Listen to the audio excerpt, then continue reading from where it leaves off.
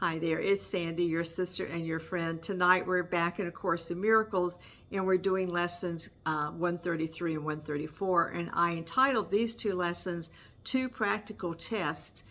First, is this what I really want? And second, is this true forgiveness? Now, the Course doesn't ask us to believe these ideas or even accept them. It says, so if we practice them, we'll find out that they are true.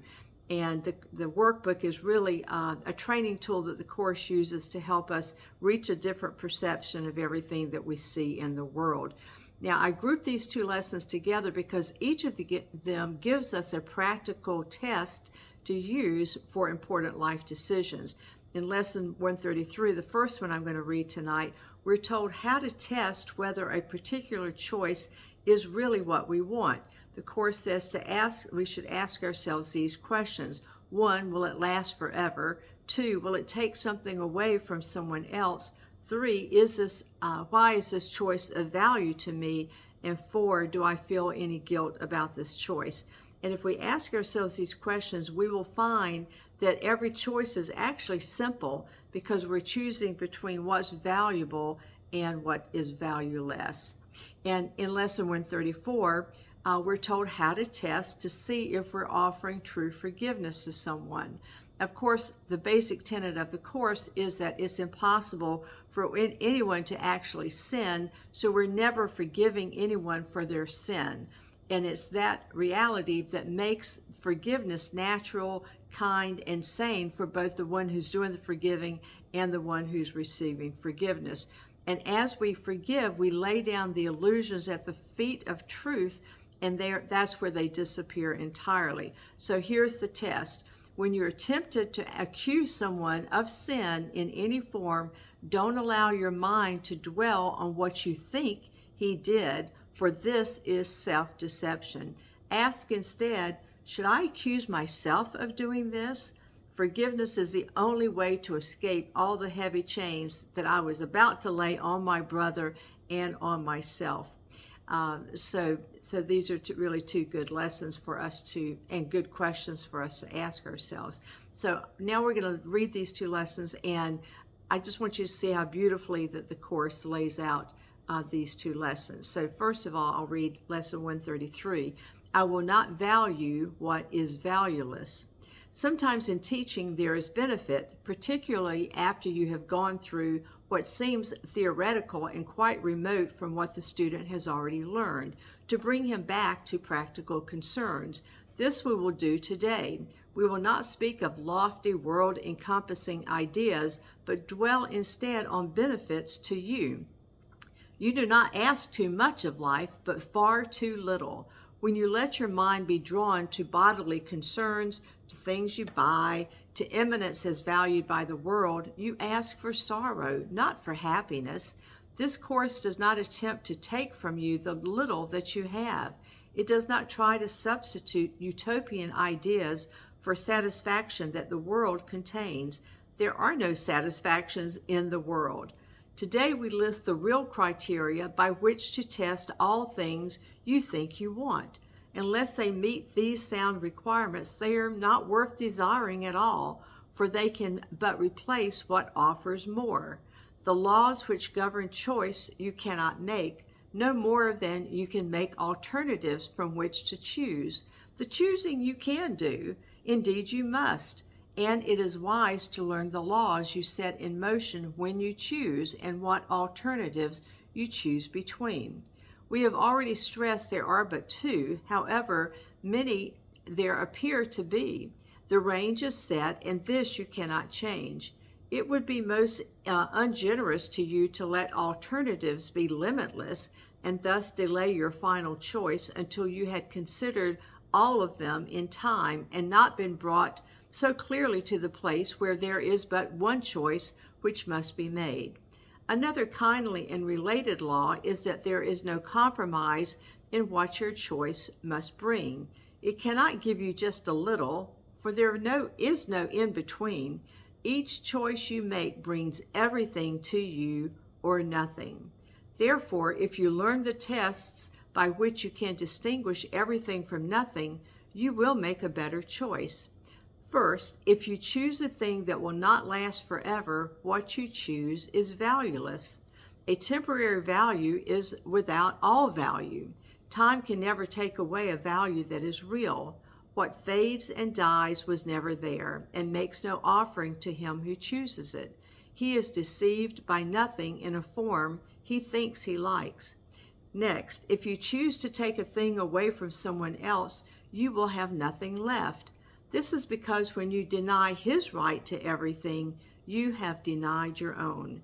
You therefore will not recognize the things you really have, denying they are there. Who seeks to take away has been deceived by the belief that loss can offer gain. Yet loss must offer loss and nothing more.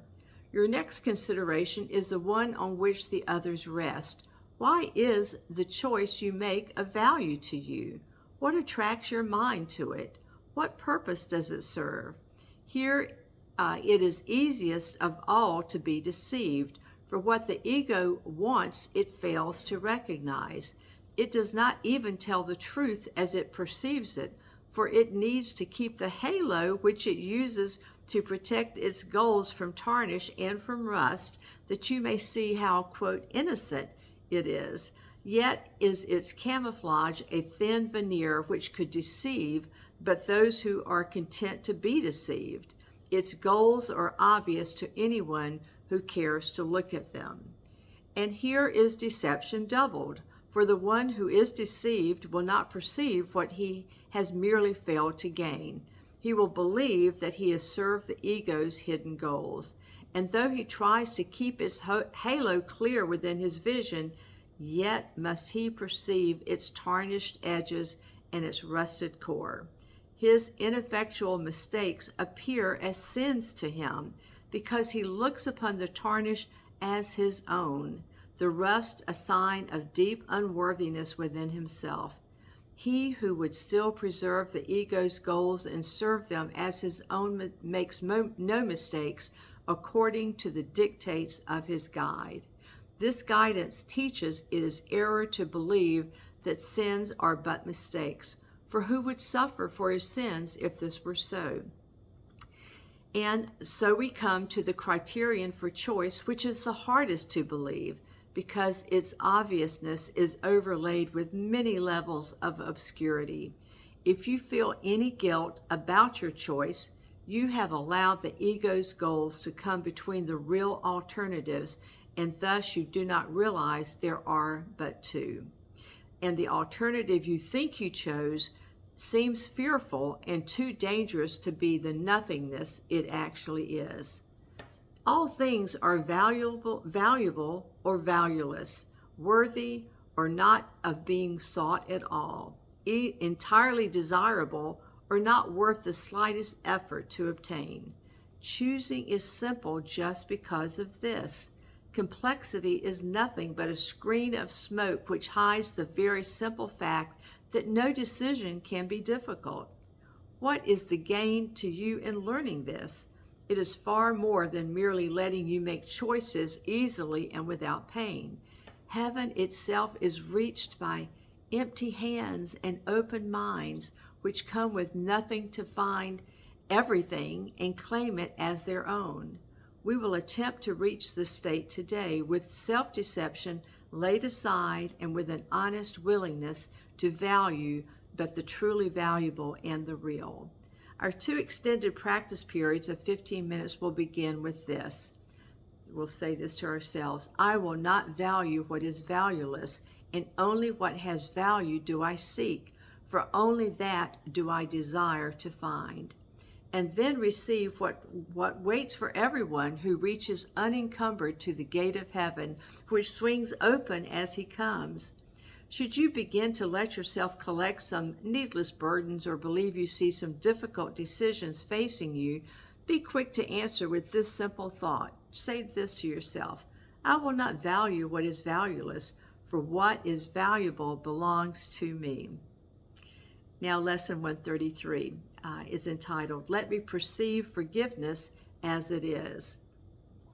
Let us review the meaning of, quote, forgive, for it is apt to be distorted and to be perceived as something which entails an unfair sacrifice of righteous wrath, a gift unjustified and undeserved, and a complete denial of the truth. In such a view, forgiveness must be seen as mere eccentric folly, and this course appears to rest salvation on a whim. This twisted view of what salvation means is easily corrected when you can accept the fact that pardon is not asked for what is true. It must be limited to what is false. It is irrelevant to everything except illusions.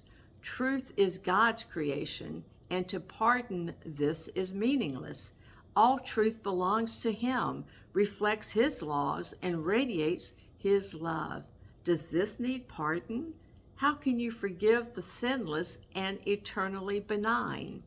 The major difficulty that you find in genuine forgiveness on your part is that you still believe you must forgive the truth and not illusions.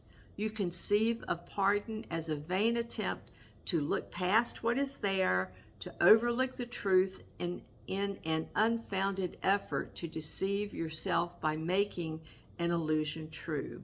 This twisted viewpoint but reflects the hold that the idea of sin retains as yet upon your mind as you regard yourself. Because you think your sins are real, you look on pardon as deception, for it is impossible to think of sin as true and not believe forgiveness is a lie. Thus is forgiveness really but a sin like all the rest. It says the truth is false and smiles on the corrupt as if they were as blameless as the grass, as white as snow. It is delusional in what it thinks it can accomplish. It would see as right the plainly wrong, the loathsome as the good. Pardon is no escape in such a view. It merely is a further sign that sin is unforgivable, as best to be concealed, denied, or called another name, for pardon is a treachery to truth. Guilt cannot be forgiven. If you sin, your guilt is everlasting. Those who are forgiven from the view their sins are real are pitifully mocked and twice condemned, first by themselves for what they think they did, and once again by those who pardon them. It is sin's unreality which makes forgiveness natural and kind and sane, a deep relief to those who offer it, a quiet blessing where it is received.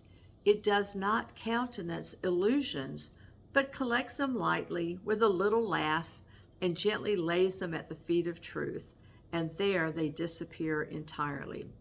Forgiveness is the only thing that stands for truth in the illusions of the world. It sees their nothingness and looks right through the thousand forms in which they may appear. It looks on lies, but it is not deceived. It does not heed the self-accusing shrieks of sinners mad with guilt. It looks on them with quiet eyes and merely says to them, "My brother, what you think is not the truth."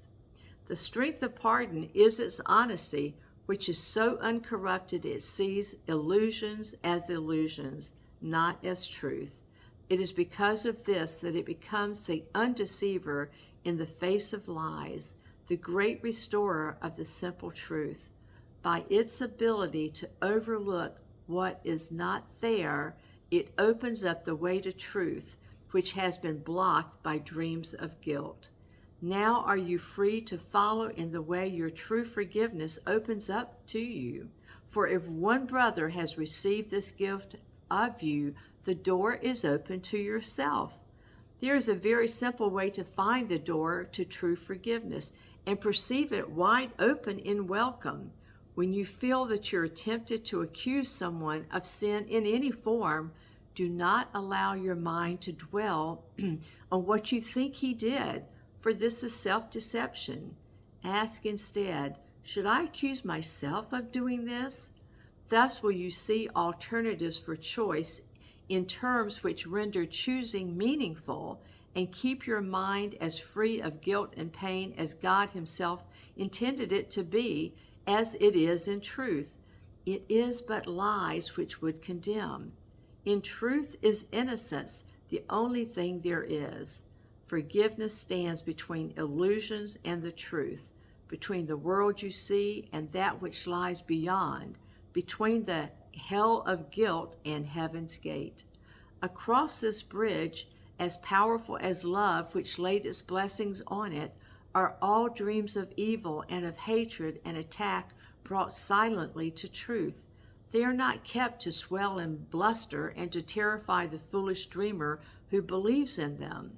He has been gently wakened from his dream by understanding what he thought he saw was never there, and now he cannot feel that all escape has been denied to him. He does not have to fight to save himself. He does not have to kill the dragons which he thought pursued him, nor need he erect the heavy walls of stone and iron doors he thought would make him safe. He can take off the ponderous and useless armor made to chain his mind to fear and misery. His step is light, and as he lifts his foot to stride ahead, a star is left behind to point the way to those who follow him. Forgiveness must be practiced, for the world cannot perceive its meaning, nor provide a guide to teach you its beneficence. There is no thought in all the world which leads to any understanding of the laws it follows or the thought which it reflects. It is as alien to the world as your own reality, and yet it joins your mind with the reality in you. Today we practice true forgiveness, that the time of joining be no more delayed, for we would meet with our reality in freedom and in peace. Our practicing becomes the footsteps lighting up the way for all of our brothers who will follow us to the reality we share with them. That this may be accomplished, let us give a quarter of an hour twice today and spend it with the guide who understands the meaning of forgiveness and was sent to us to teach it, talking about the Spirit. Let us ask of him, let me perceive forgiveness as it is. Then choose one brother as he will direct and catalog his, quote, sins as one by one as they cross your mind. Be certain not to dwell on any one of them, but realize that you're using his, quote, offenses, but to save the world from all ideas of sin. Briefly consider all the evil things you thought of him, and each time ask yourself this: would I condemn myself for doing this? Let him be freed from all the thoughts you had of sin in him, and now you are prepared for freedom. If you have been practicing thus far in willingness and honesty, you will begin to sense a lifting up, a lightening of weight across your chest, a deep and certain feeling of relief. The time remaining should be given to experiencing the escape from all the heavy chains that you sought to lay upon your brother, which were laid upon yourself. Forgiveness should be practiced throughout the day, for there will be so many times when you forget its meaning and attack yourself. When this occurs, allow your mind to see through this illusion as you tell yourself, let me perceive forgiveness as it is. Should I accuse myself of doing this? I will not lay this chain upon myself. So in everything you do, remember this: no one is crucified alone, and yet no one can enter heaven by himself. God bless you. Thank you for listening to this. You can do your chores throughout the day and just play this in the background, and these things will start getting ingrained in us, and we'll start knowing how to practice, and we will be practicing forgiveness and love instead of laying guilt on ourselves and our brothers. God bless you. I love you so much. Thank you for listening. Bye-bye.